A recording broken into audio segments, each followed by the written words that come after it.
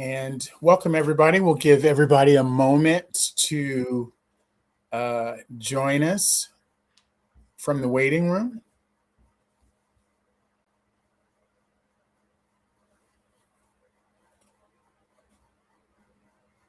We had about 170 people register, which is Oh, cool. our largest ever.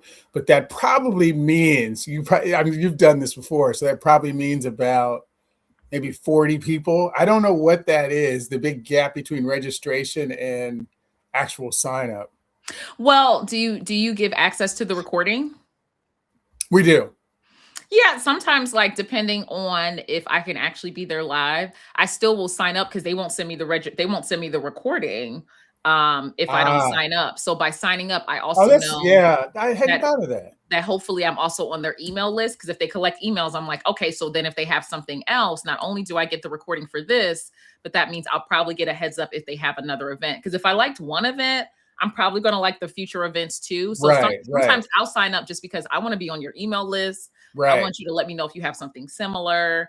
And I watch the recordings. So like, Yeah. Okay. so I Okay. listen to them. I typically like will hit play while I'm cooking dinner because we don't really cook Okay. time, but Okay. Well, I do cool. that. That's why I do No, that it. makes sense. It completely makes sense. Yeah, for sure. Well, let's go ahead and get started. I want to welcome everybody to our Lunch and Learn session, and I'm super excited today. And our session is on Black mental wealth in a turbulent time, caring for ourselves as we care for our people. And as you know, I'm Paul Hosh. I am the CEO of Nonprofit Fundraising Management, where our mission is to help African American churches and African American nonprofits thrive through modern fundraising. However, when you go to our YouTube page, you'll notice it says fundraising, wellness, and research. And so today's Lunch and Learn goes right into the wellness.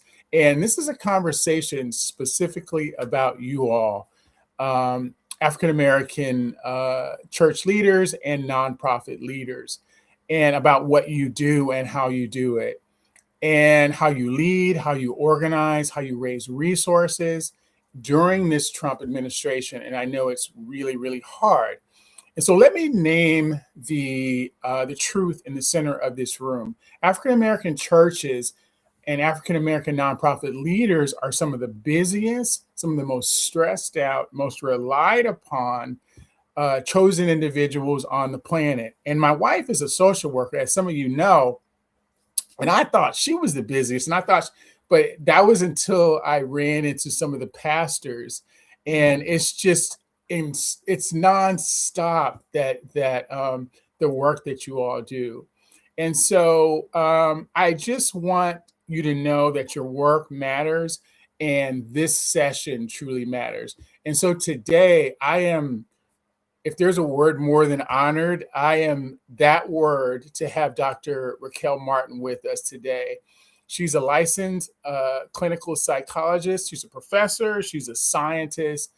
She is brilliant. And she is a person that I've been following for a number of years. And some of you may know her. Um, she has a podcast called Mind Your Mental, which I think is hysterical half of the time. And the other time, it's really pointed and you get some really good nuggets where she breaks down mental health with a that's culturally grounded and it's accessible, which is what I really love. Others may have seen her TED Talk, You're Doing It Wrong, The Evolution of Cultural Competence, which is a fantastic TED Talk that I really encourage all of you to check it out, where it reframes how our systems understand culture and identify trauma. Her life's work is on building what she calls Black mental wealth, the joy, boundaries, rest, coping tools, and community structure needed for Black people to live fully and lead sustainably.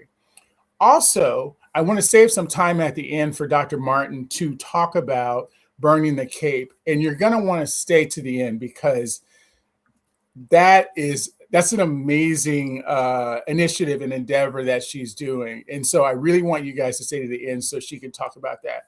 And a little fun fact, Dr. Martin's favorite Anita Baker song is Fairy Tales.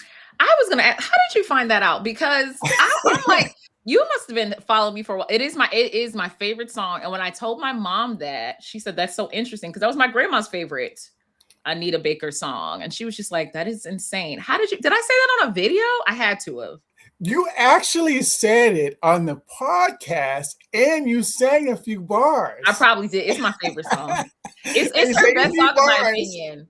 I had the benefit of seeing Anita Baker when she, showed up for the show because apparently that's not always what happens. Yes. But I saw her in Baltimore when I lived out there with my mom. I mean, when I lived out there and I saw her with my mom, and she sounded exactly like the album. And I was like, oh, this is amazing. It was a perfect date night for me and my mom. It was great.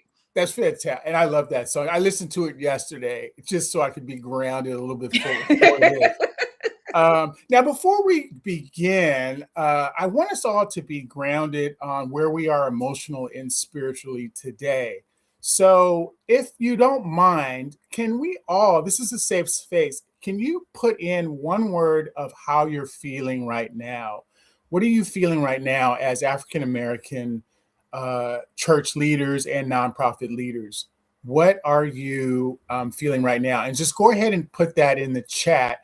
And we will go ahead and sort of name a few of those things. But as you're putting that in the chat, Dr. Martin, from your clinical perspective, what do Black spiritual and nonprofit leaders, what are they carrying right now in this political moment?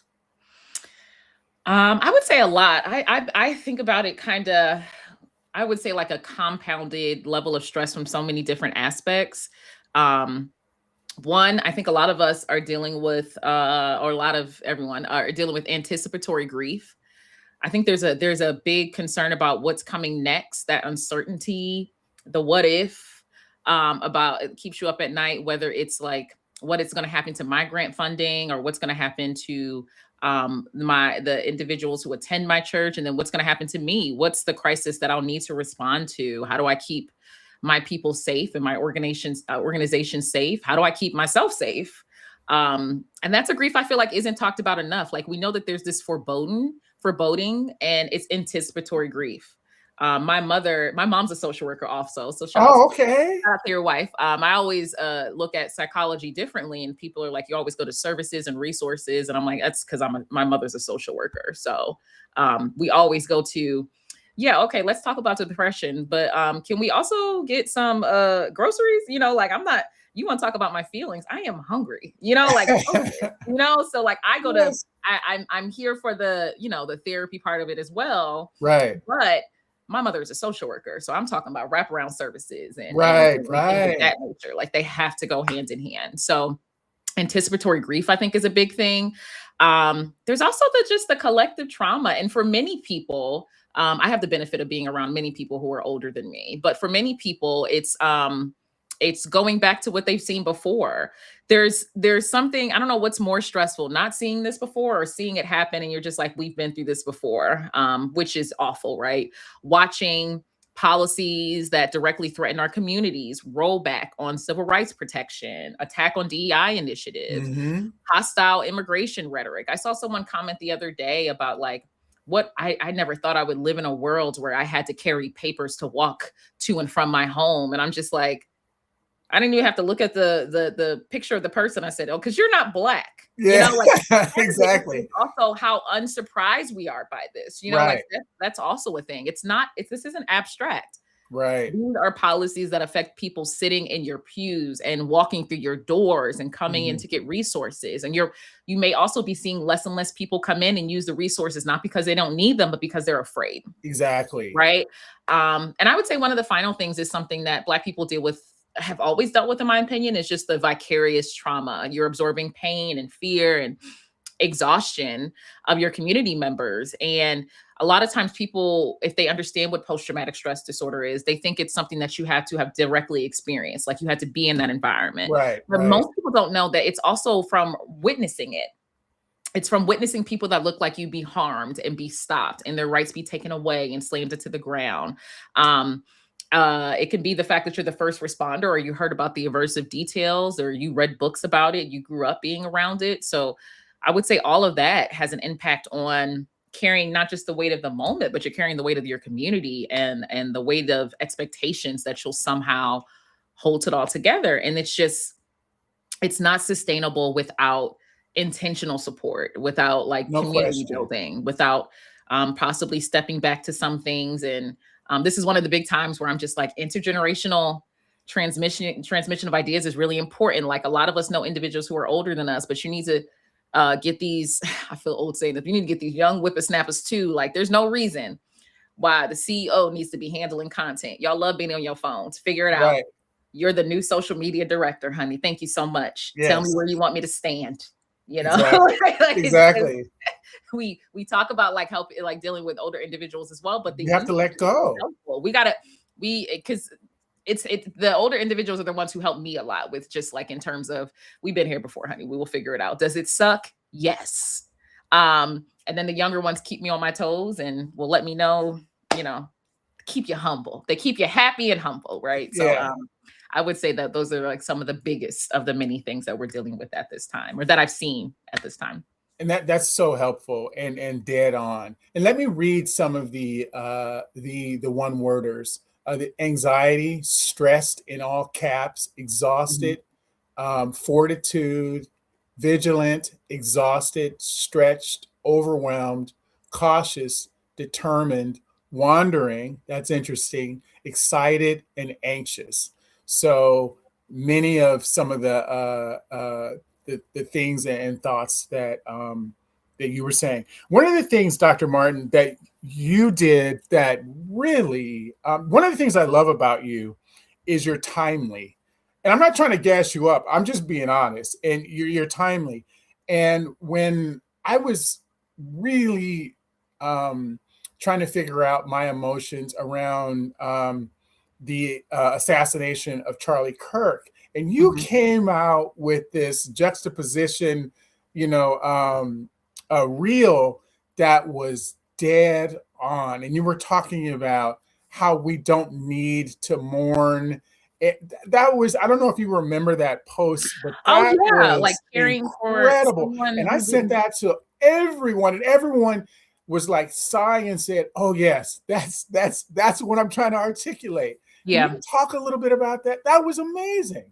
Yeah, I didn't. I mean, with everything that happened, I don't think it's absurd to not mourn someone who would not have mourned you, or care care about spending time and energy on someone who could not possibly care less about you. I know a lot of individuals will be like, they're a human and this is a human experience, and it's just like this, you're not a terrible person for not devoting time and energy, which we don't have much of, for someone who actively um incited violence against us as a community. Why would I, like, if someone, I don't know, punch me in the face, am I going to apologize that they broke their hand punching me in the face? Like, oh, what, so I felt like there were so many kind comments and dynamics about like, this was a person and they lost their life. And it's just like, as a Black person, I don't need you to explain the importance of life to me and my community. I think you need to explain the importance of life to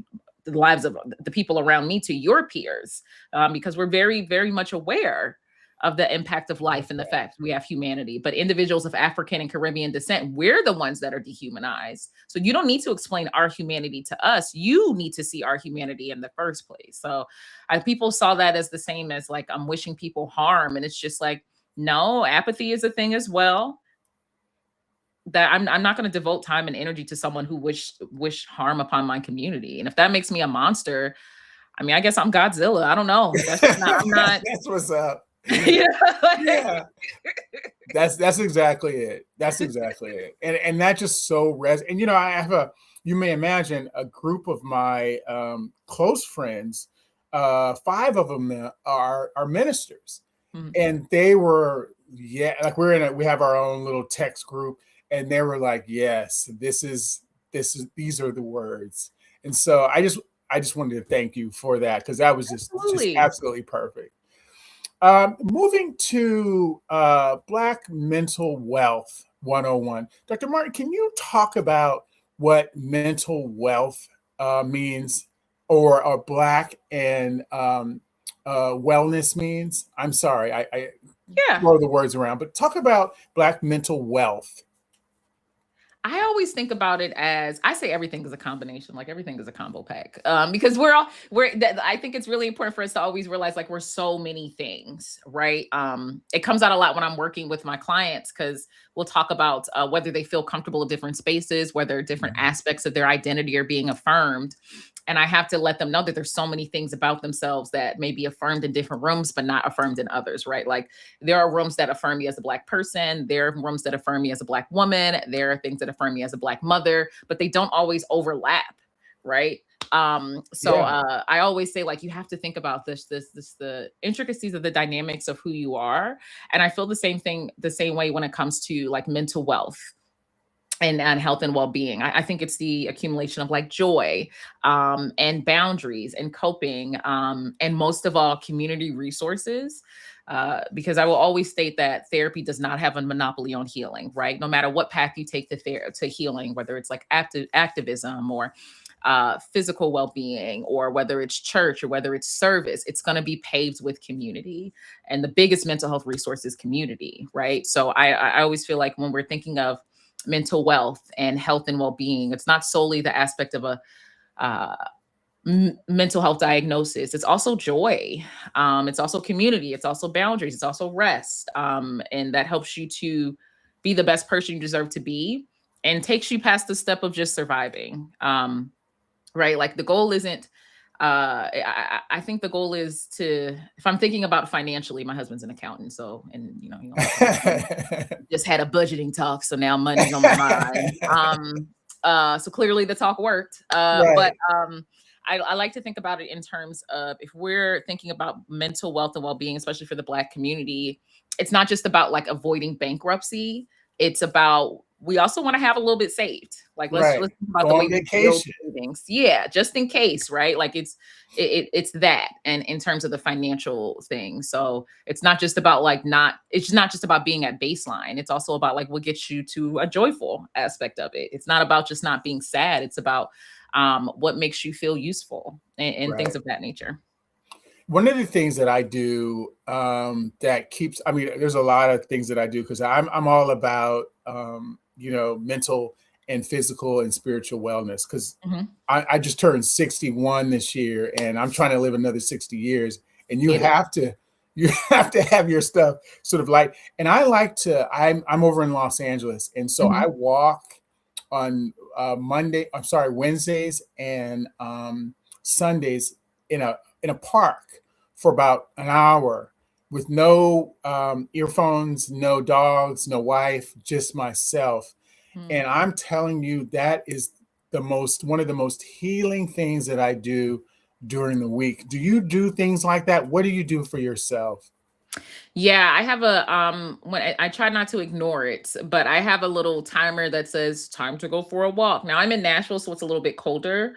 So I have a what is this thing called? A little treadmill thing that I pull from under A the couch. little stepper thing? No, I want a stepper. I don't think I'm at that level yet. We gonna work up to the stepper.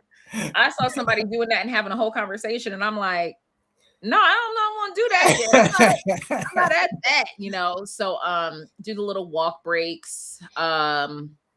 Also like I have two boys, unless they tell me otherwise. I have a 6-year-old and a 3-year-old.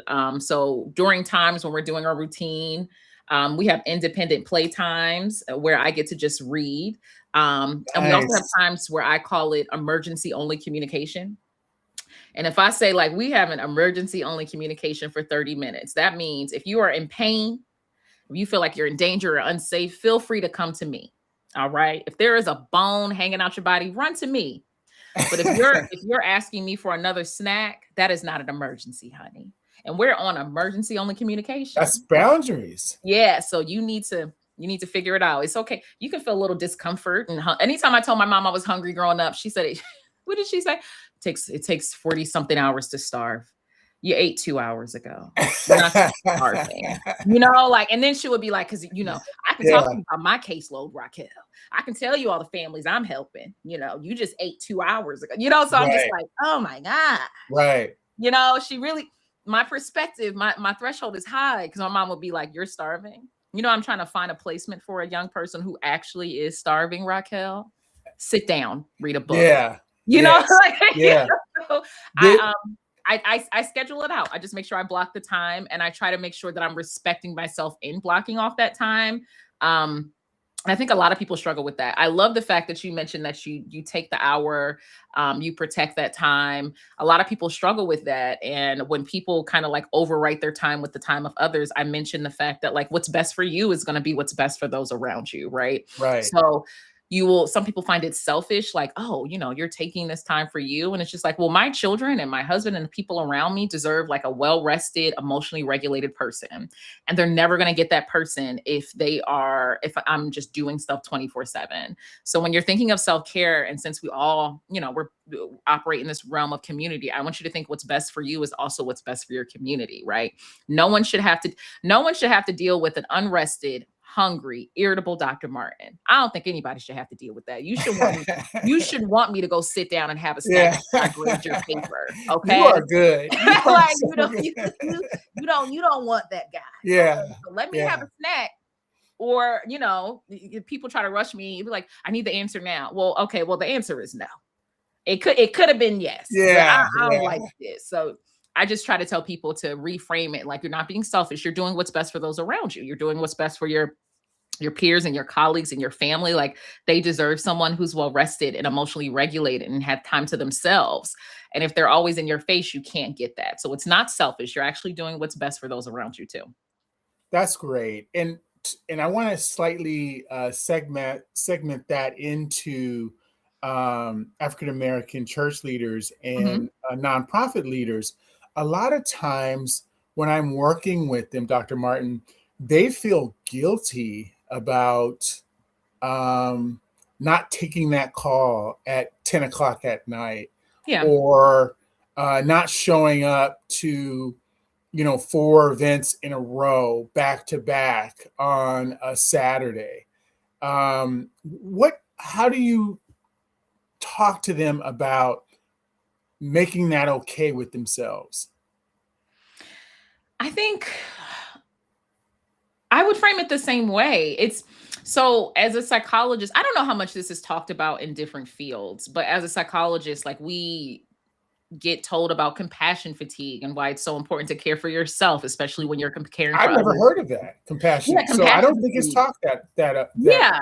So it's when you are the stress of caring for others, right? I get to pour into the Black community. I get to provide resources. I get to help people become the best version of themselves. But I also ingest pain for a living. Right. Like, I deal with, like, not only am I dealing with my own, racism based stress with the world, but I'm helping people deal with racism based stress and living in food apartheids and dealing with feeling like they can't leave their home because ICE may be outside. Like, I'm helping you, but I'm also ingesting pain for a living in the first place. Right. And it's really important to understand that, yes, you have a calling. Like, I think this is these realms are realms that you were called to. Leadership comes with responsibility. But when we normalize suffering, we're actually undermining our effectiveness and longevity. Like, we're doing everyone around us a disservice, because a lot of people, they don't only learn from what you tell them, but they learn from what you show them. So by not taking a break, but then telling them to take a break, they, people would look at you like, oh, okay, sure. It's like if I tell my son, oh, we're not doing screen time while I'm looking at my phone.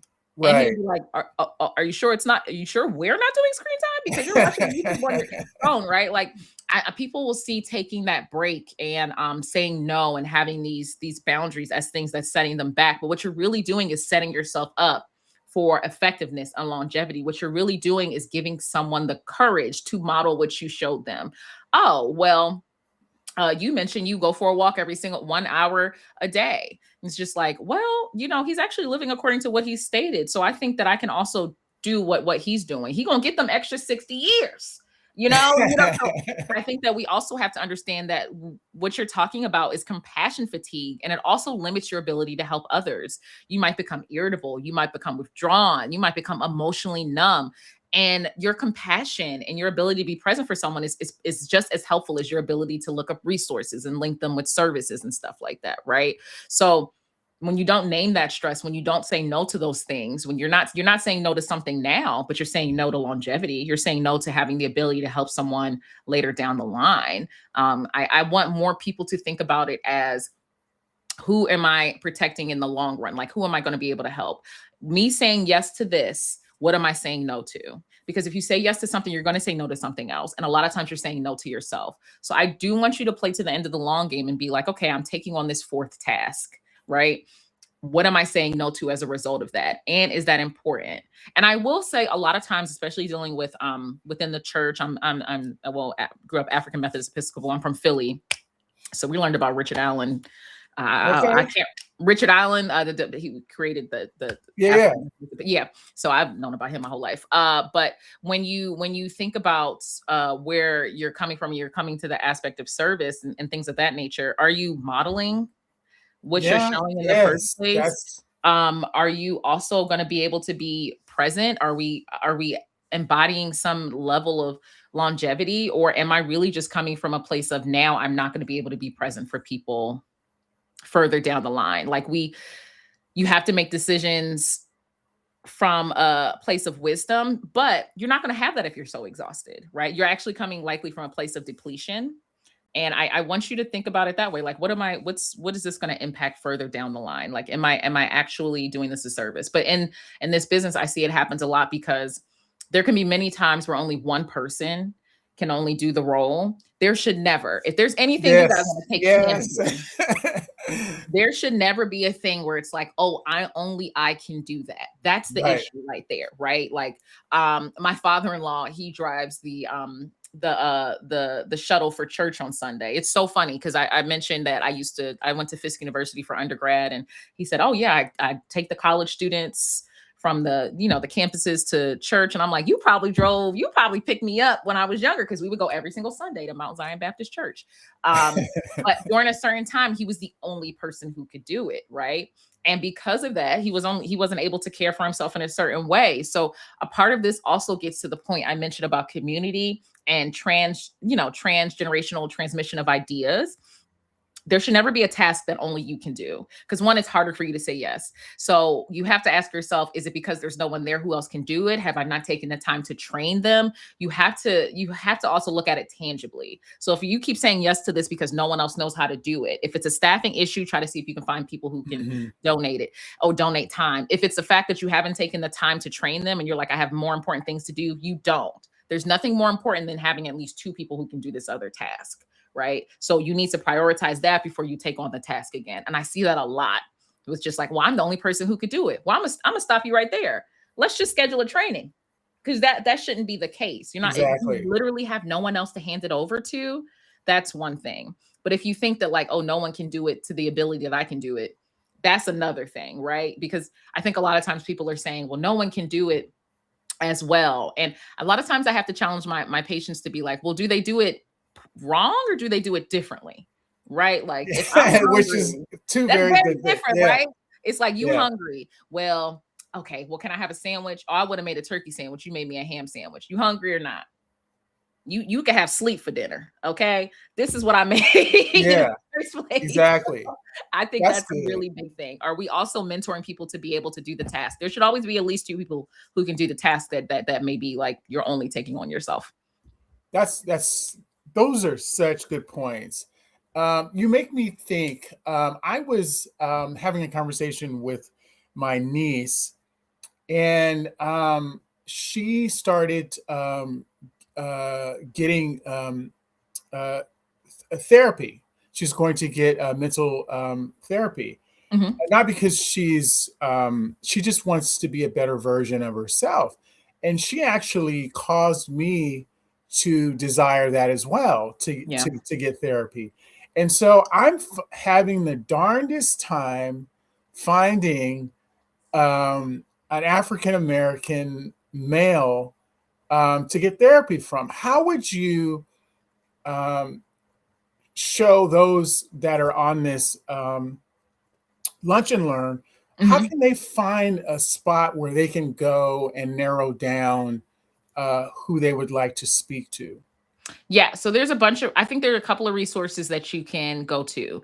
It also depends on location. I know more psychologists than therapists because I'm a psychologist. And then if anyone's curious about the difference, so therapists think of it as like the umbrella term, right? But if you're a therapist, it's someone who is licensed to practice therapy. But that can be a psychologist, that can be a licensed marriage and family therapist, that can be a licensed professional counselor, that can be a licensed clinical social worker, that can be a psychiatric nurse practitioner. Like that's the umbrella. And the difference is like the level of training. Like I'm a psychologist, so I'm a doctor. I went to a bachelor's, 2 masters, and a doctorate, and I did training after that. And then with clinical social workers, professional counselors, marriage and family therapists. They have master's levels degree, but their training is still in therapy and psychotherapy, and they're licensed to provide therapy, right? So I talk a lot about the different dynamics because I think it's important to realize that the training is important. I agree, When you're 100%. saying therapist is from a licensed mental health professional, Got it. but the data, when it comes down to it, psychologists, 5% of psychologists that are licensed in the US are Black. I think there's like a couple of thousand of us in the entire country, and Oh that's men my. and women. I think men, in terms of psychologists, I think it's like 2%. And I always say, I swear I know every single Black man psychologist. Like, I swear I do. I literally call them unicorns because I'm like, oh my gosh, right? So there's difficulty in the first place, right? Like we have difficulty with the aspect of finding a licensed mental health professional that's Black. And then in particular, if you're looking for a Black man, it will be easier to find because the numbers are higher for licensed professional counselors, licensed clinical social workers, licensed marriage and family therapists. So just a heads up. So the psychologist numbers are lower than the master's levels clinician. So that could be one thing, Mhm. right? In terms of what group you're looking for. And psychiatrists are even lower. Psychiatrists are medical professionals. They prescribe medication. Only 2% of psychiatrists in the US are Black, and that's men Oh my and gosh. women, right? So if you're looking for someone to help you with medication management, a Black man, that number is going to be even lower, right? So one, it's going to be different according to what level of expertise or training you're looking for. Two, it's also going to be the resources that you're looking for. So that it's amazing now. When I started training, there weren't specific directories for Black mental health professionals. You kind of just had to go on Aetna or Blue Cross, and this was before the internet. So I would just like kind of call and listen to the voices and be like, kind of hope the person who answered was a Black woman, and I would be like, "Hey, are they?" Exactly. And she would be like, Yeah. "No, they not." And I'd be like, "All right, thank you. You have a good one." Because this is before everything was Yeah. the internet. And now you can kind of like people will have their pictures and stuff like that. But even with that, there are different resources if you're looking for a clinician. So different directories. There's therapy for Black girls. Now, therapy for Black girls was started by Dr. Joy, and it doesn't mean that they only work with Black women, but she started this just because, as a licensed mental health professional, she's in Atlanta, she's a psychologist, she's a Black woman. That's one of her populations of interest. So she created a directory of licensed mental health professional. They're all Black women. So if you're okay working with a Black woman, they're all licensed, and she has a therapist directory. So that's therapy for Black girls. There's also therapy for Black men, which, in addition to having a mental health directory, I think they also have resources, just like Dr. Joy's website, where it could be guides that are specific to Black men. It could be events that are specific to Black men. So that's therapy for Black men. Depending on where you are locally, I know a lot of East Coast resources because I'm from Philly. Black Men Heal is a resource that's local to what do we always call it? We call it the Delaware Valley, Philly, and the tri-state area, right? And they work specifically with individual and group therapy for Black men locally and in person. I think they also do virtual and they do support groups in person, but they also offer therapy vouchers where if you apply for their scholarship program, they would cover the cost of some of your therapy. And they're actually taking wait lists for that now. Okay. Specifically in California, resources is when I talk, like, listen, specifically in California, I do know that there's a professor, Dr. Erlanger Turner, who works with, there's this organization called the Weight Room, which is specifically therapy for Black men. I don't know if Dr. Turner has any openings individually, but I do know that he dedicates his time to their podcast and providing information and psychoeducation specifically for Black men. And that's ERLANGER Turner.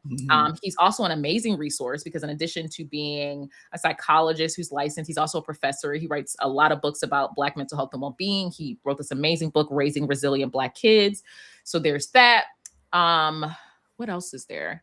And if you're deciding you want to work with a Black person and you're deciding like, okay, so I wasn't able to find a Black man, but I'm okay with working with a Black woman, there or a bunch of, you can also look on Psychology Today. I feel like that's a tougher resource. There's also an app called Alchemy Health. It was created by Ryan G. Mundy. I forget what football team he used to play for, but it has psychoeducation, and it's not solely for Black men, but it was created by a Black man. So he also kind of makes sure that the resources are centering Black men as well. And there's podcasts. There's Express Yourself Black Men, which is a really good podcast. I think they also have a website where they link you with a mental health professional as well. There's a lot of resources out there.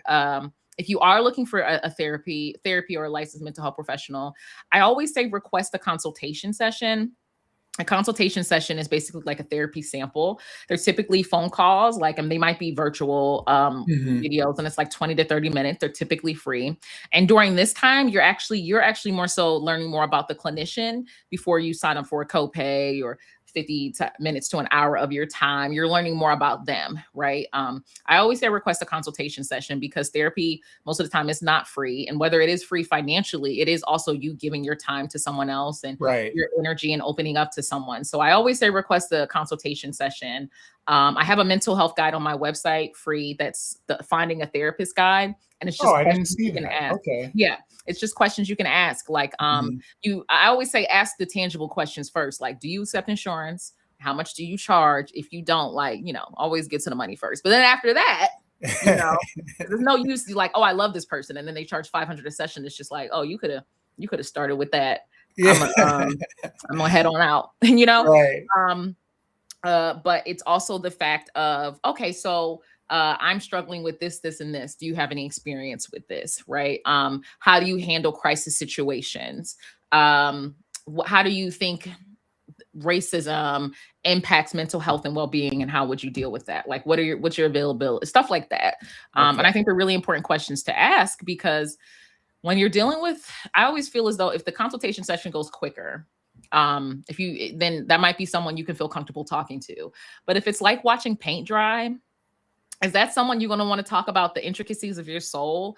Probably not. And it's better to know that before you done requested off from work and did all that as well. So I also think it's just as important to realize like the vibe of the person, because you're not only coming to us for our expertise, it's also something called like the therapeutic alliance, which is really like how you vibe with me. I can have the keys to the kingdom, but if you don't like, my vibe, it's going to be like, yeah, this isn't for me. So I always say do a consultation session. Use those resources, and even just look up. There's nothing wrong with like looking up like therapy for Black men, like Black men therapists and clinicians. If you're also in the DMV area, there is a practice that's all Black men. It's called Minds in Motion Therapy. One of the head of it, I cannot believe I'm blanking on his name because he's also collaborating with me to create. You talked about Burn the Cape. We're having a group Break the Hammer for Black men. Marcus, goodness. Yeah. But it's a practice all Black men. So if you're interested in, I don't know if it's virtual or in person, you can also reach out to them as well, but it's Minds in Motion. I try to keep an eye on like every time there's a new Black resource, I'm like, let me add this to my list because I want to make sure I'm able to share. You're on top of it. And this was super helpful because I'm sure there's many individuals in here that are in the same situation I am, looking and hard to find. So this is very helpful. There's a great question. I haven't opened it up really for questions yet, but this is such a good question. I want to ask it to you. It was pertaining to the what you were talking about before, and it's from Janae, and it says, how would you frame when we were talking about boundaries to the congregation in a way that they don't feel the pastor and the staff are being self-centered or neglected or Oh, negligent. Sorry. oh, I would say one of the things, I mean, I've been in many churches, but one of the biggest things that we talk about is care for others. I'm gonna come at this a couple ways. One of the things I get a lot when I'm working in the church in terms of being a licensed mental health professional and and also like being a believer is, how do we make sure that we're also not forsaking the word of God for like, just getting mental health. And I always say, well, the God works through people. Amen. Do you think I would have all of these skills and these abilities if it weren't for God? Right. So God is the person who made me to do this. I also mentioned the aspect of like honoring the body that God gave you.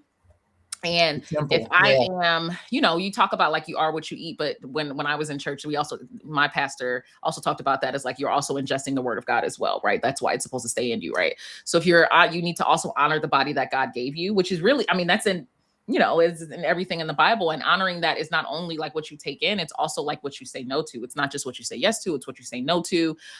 It's not being negligent of the care, right? Like it's making sure that you're taking care of your body, and that's your mental and your mental well-being as well.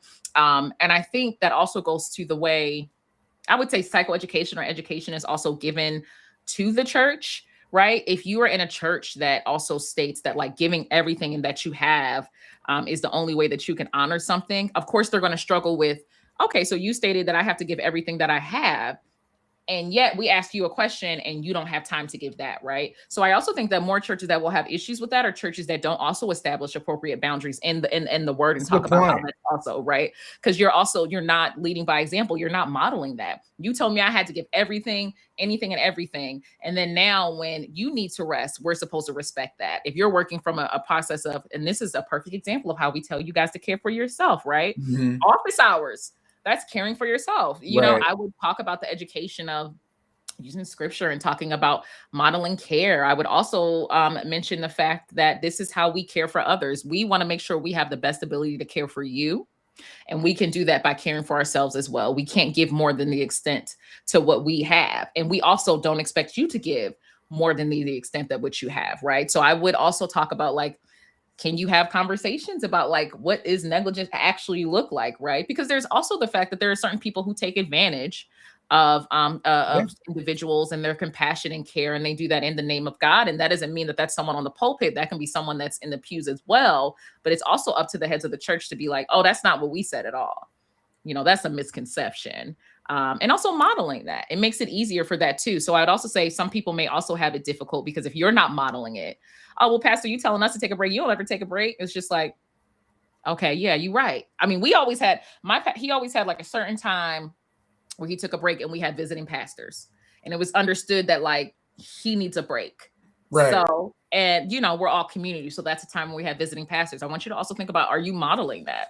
And what's the pushback on that? And this is also why it's so important for the church and I would say mental health professionals to be linked, because there's also the fact that like when it comes to the church and deacons and deaconess and pastors and bishops, it's not even it's you're not only expected to shepherd the church and the word of God. You're expected to be the accountant and the marriage counselor and you're supposed to help people with mortgages and stuff. That's inappropriate. Like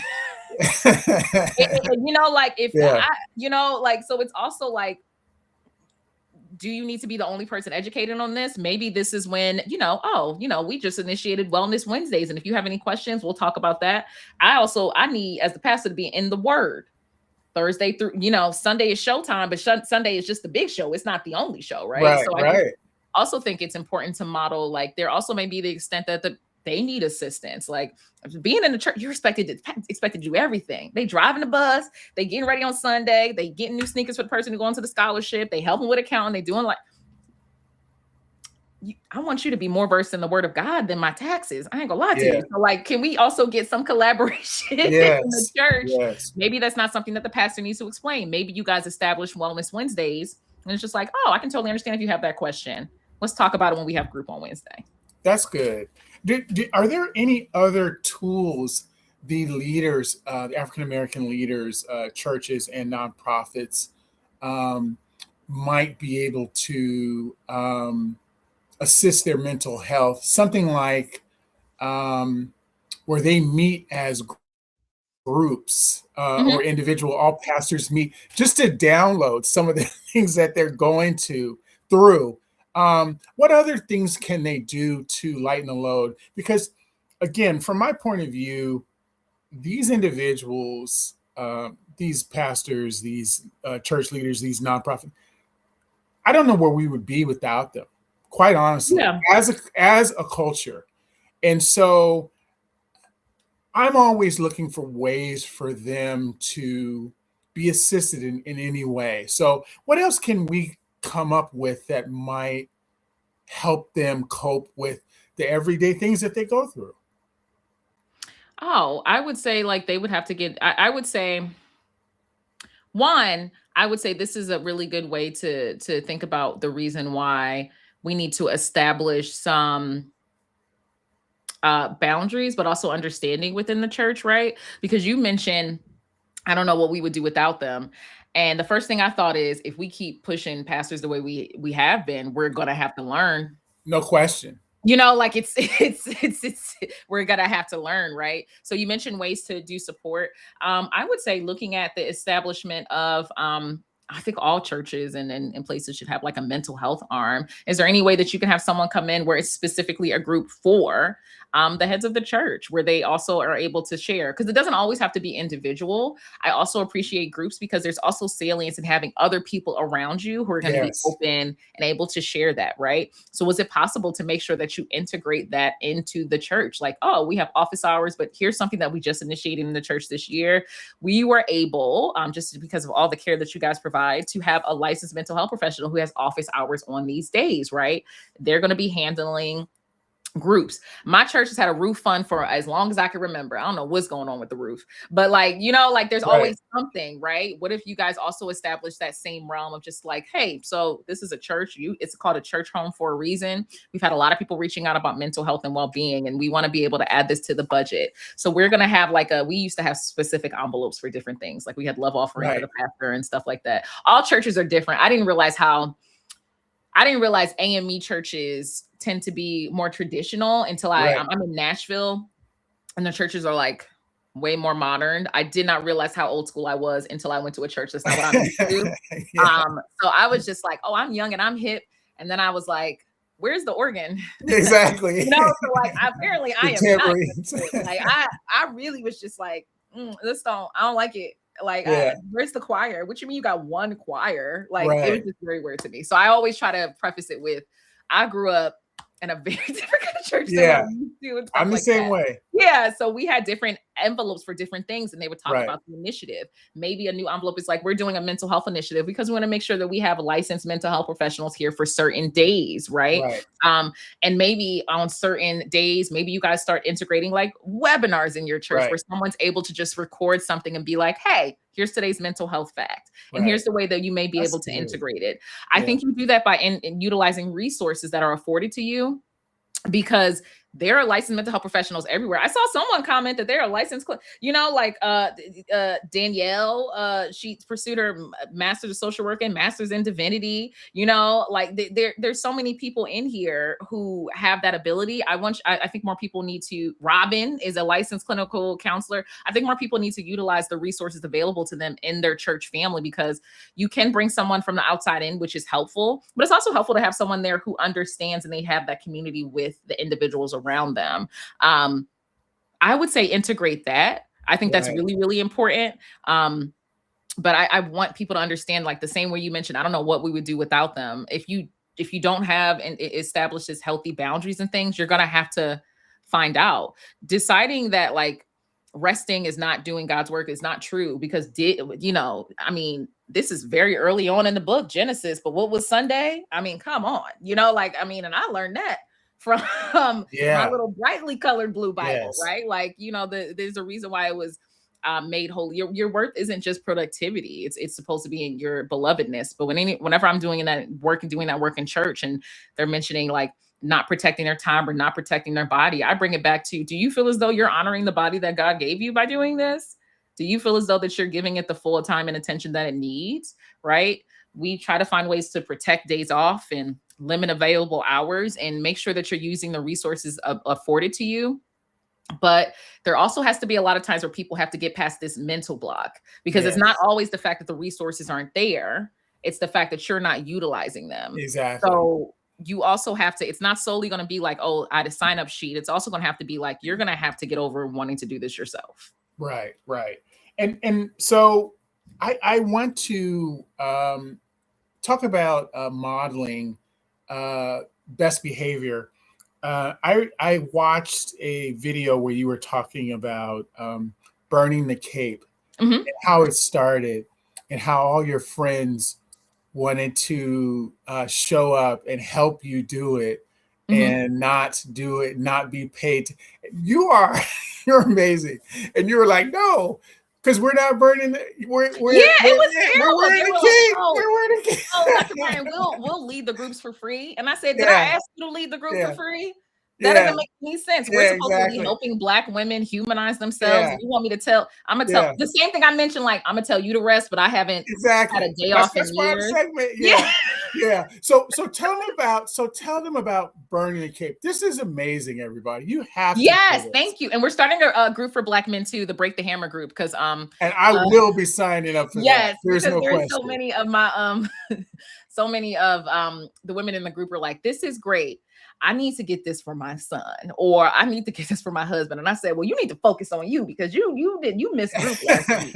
Okay. So like I totally understand the care and things like that. But it's a group where it's a 10-week group, it's virtual.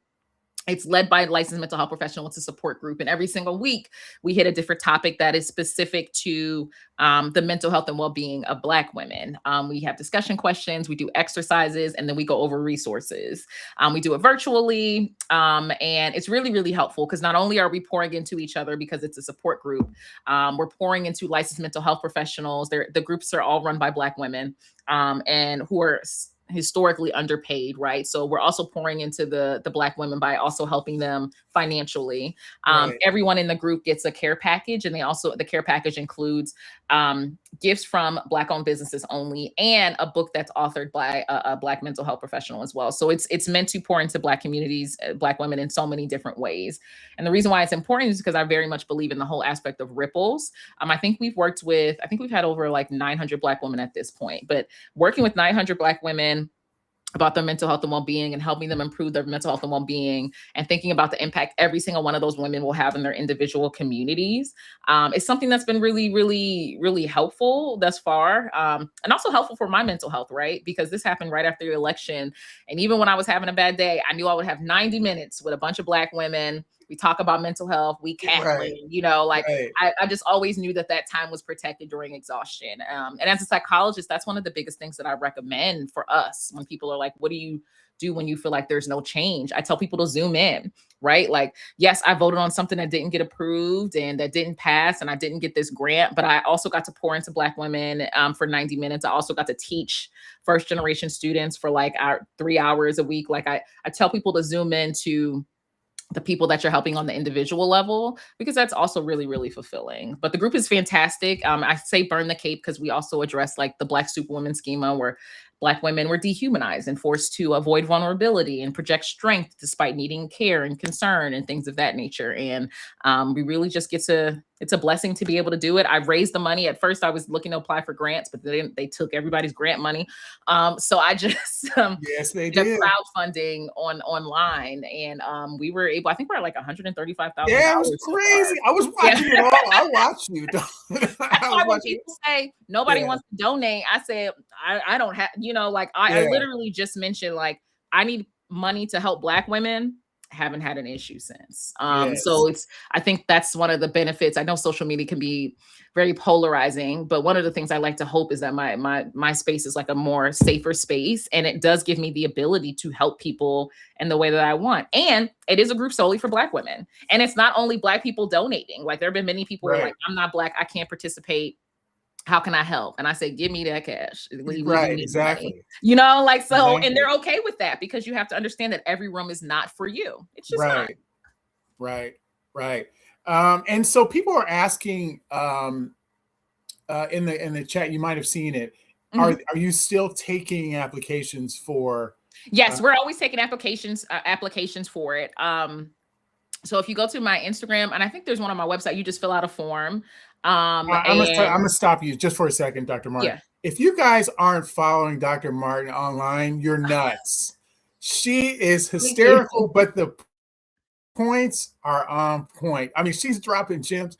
You guys don't know. I bet you everybody on here already follows you, but I mean, you're hysterical. And I Anyway, don't mean to be. My mom is always like, my mom has always, she said, you have always been a goofball. And I was like, I'm not trying to, mom. It's just like stuff is just too serious. I literally cannot be serious for more than 5 minutes. It's painful. You know, like, which like imagine what it was like rearing me. She's just like, this is not the time. yeah, yes, It yes, is the time though, mommy. Let's chill yeah, out. Let's yeah, relax. Chill. It's yeah. okay. And she's just like a goofball. She's always just like, yes, my daughter is a goofball. She's always been like this. It's just what it is. So you are taking signups still? Yes, we're always taking signups. So we're limited to like the number of people who can be in the group. Because for example, just getting into numbers in terms of every group member gets a workbook. We host it on this website. We do the care package. Each group costs, and especially the facilitator stipends, each group costs about like $30,000 to $40,000 to run. So there is a limit to how many people can actually participate. But since we have that, I also created this mental health community for Black women. It's called the Sanctuary. And that one is, it's not the same as the support group, but we have about 10,000 members. Every single month, I cover a topic that has to deal with Black superwomen, and you get the videos and you get worksheets and stuff that you can download so you can also do the work on your own, right? Because there was so much limited space for the group that I also wanted to create another space for Black women. And that one's called the Sanctuary. And that one's also on my website. And we're creating one for Black men as well, which is run by myself. I'm not running the groups. I'm helping with the curriculum. The groups are only run by Black men. Just like Burn the Cape is only run by Black women. These groups are only run by Black men. I help with like the research and all that other stuff. But yeah, no, like I'm very much a person that's just like, it's okay to be a guest here and it's okay to help with like the support, but I very much want this to be a space that's only run by Black men. But it's going to be the same thing, 10-week group. Black men are participating in the therapy. It's 90 minutes. We'll announce that soon because we're still doing the design and everything like that. Burn the Cape was quicker because it was just me. My colleagues, it's Dr. Justin Dodson and then Marcus, they're very much, you know, I always say typical Black men. They're like, oh, less is more. And I'm always like, more is more. Yes. So it's going slower because like every meeting they're like, yeah, I just don't think we need all that. And I'm like, oh, we can get it. So it's just taking a little bit longer because now I have two people trying to rein it in. And that is not me when it comes to it. But hopefully that one will be starting in February too. But the goal is just always to create more spaces where we don't have to mask or code switch because that's also bad for your mental health, and where we get to be centered, not in comparison to another group, just to have depth in us and our group as a whole. You know, Dr. Martin, it's you know, you're probably one of the only people that I know. Well, one of the only people that I've met that so when I'm in a meeting with my my clients as well as my staff, we're all Black. Yeah. That's all I have to say. That is all I have to say because it's the communication, there's no filtering, it is so beautiful. It is. It's humanizing. It's the way the space should be. You don't have to do anything, but you get to work. You don't have to perform. You don't have to apologize for your dynamic. You get to be fully present. That's the goal. Yeah. And I just love that. And are there I know your time is so limited. Is there any last words that you wanted to sort of say to the audience? Well, one, thank you so much for having me. I very much appreciate that. I try to encourage individuals to utilize all the resources afforded to you. I really would love if people stuck with the fact that like what's best for you is going to be what's best for the individuals around you. So if you feel guilty for caring for yourself, just realize by not caring for yourself, you're also going to not be caring for your community. Like self-care is community care. And also the fact that it doesn't have to be anything ridiculously luxurious. My mom has always been like this when she works with families. I'm not in the business of making anyone spend money. unnecessarily. Most of my self-care practices are free. Like my self-care is making sure I plug up my phone downstairs so I'm not on it all night. My self-care is when I need a social break. I mentioned on the phone, like, I actually don't, this conversation seems like it deserves so much more energy, and I don't have the capacity to give you the energy it deserves right now, because it's 7 o'clock at night and these children have been trying to destroy me and they won today. So how about tomorrow? I call you Right. at like noon, and things of that nature. And making sure I voice that, and understanding that boundaries are meant to preserve your capacity. They're meant to protect your relationships. They're meant to honor your humanity. And they help to model. So I really just, if everyone is in leadership positions and you're thinking about, what to do and things like that, I would also say start by modeling what you're trying to make sure people are comfortable doing, right? If you want people to be comfortable saying that, like, oh, my boundary is I don't respond to emails after a certain time. Start with saying what your boundaries are, right? And understand the Right. difference between a boundary and a rule. Boundaries and rules are different. Boundaries got your behavior. Rules attempt to dictate someone else's. My boundary would be I don't answer the phone after 5. The rule would be you can't contact me after 5. But you can contact me after 5. You're just not gonna get me. You know what I'm saying? And it's very important to know the difference, because boundaries, you can only really control your own behavior, right? But start with you. A lot of people are in different positions. Model what you, if you want them to take a break, start by saying, I'm taking a break on this day. And I would love if people would like to the sign up list, so we can look at what your protected time would be on the schedule and what that looks like, so that they feel comfortable doing it. Because I've been at jobs where people said to do it and then the boss don't do it. So I'm like, don't believe him. You take that sick day, they're gonna fire you. So like also model it. Like also Yes, show it. definitely. People will say stuff and I'm like, and afterwards I'll be like, I know you knew here. Don't trust that. I've never seen this person take a break in my life. They keep track of who walk in Definitely. and out that door. So also just model it. And understand that it's going to take time and it's not going to be fun all the time. I don't know where people heard that self-care was fun. It's not. I would love to stay up all night scrolling online and eating trash, but that's not what I can do, because that's not the best. It's not always fun. You're gonna pay for it. Are you going to pay for it, right? So Yeah. self-care is like, oh, this doesn't feel right. This isn't, I'm not really protecting my peace. No, I Yes. don't. It's not always fun. Okay. But it'll get you to where you need to be in the long run. And we need to think about that. What Dr. Martin, this has been an absolute joy from our point of view, and we Thank you. are we're going to donate to Burning the Cape, No, because I appreciate it. what you're doing is absolutely amazing. And I just want to thank you for taking the time to be here and for helping to support these heroes who are in this audience, because what they're doing is just, it's beyond what I can do, and Yeah. all I can do is help them raise money. These people go out and actually do the hard work. So I just thank you for your time, and Thank we're going to be you. sending out. Alexis is putting together something. Your assistant is. We're going to send out a little one pager that's going to have some of the points Oh, that perfect. Dr. Martin went over today, so you guys can refer them. And please, everyone online, sign up for her newsletter. Follow her on social media. She is amazing, and she's just a shot of breath of fresh air every day. So make sure you get a load Thank of Dr. you. Martin, because you're not going to find anything like her. So Dr. Thank you Martin, so thank much. you so much. You be well, and You hopefully I'll too. get you back again some other time this year for sure. Okay. Thank you so much for You be having me. well. Thank All you, right. Bye. everyone. Bye-bye.